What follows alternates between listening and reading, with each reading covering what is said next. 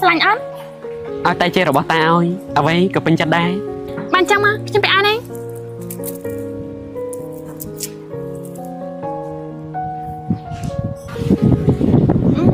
ខ្លាចខ្ញុំតយ៉ាងមួយរយៈនេះខ្ញុំខ្វះលុយខ្វះលុយតាខ្វះលុយយកទៅបើកហាងផ្កាមែនទេ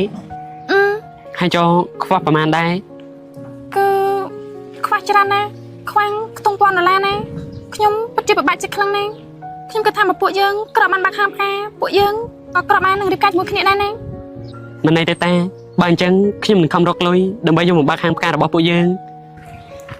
អរគុណហានីកូនខ្លាចខ្ញុំតូចដែលខំប្រឹងប្រែងដើម្បីខ្ញុំអត់អីទេដើម្បីពួកយើងឆាប់បានរៀបការជាមួយគ្នានោះអី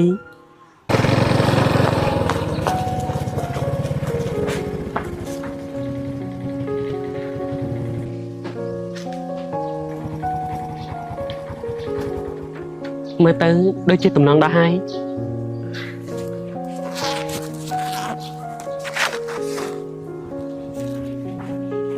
តែបើសិនជាខ្ញុំទិញហូប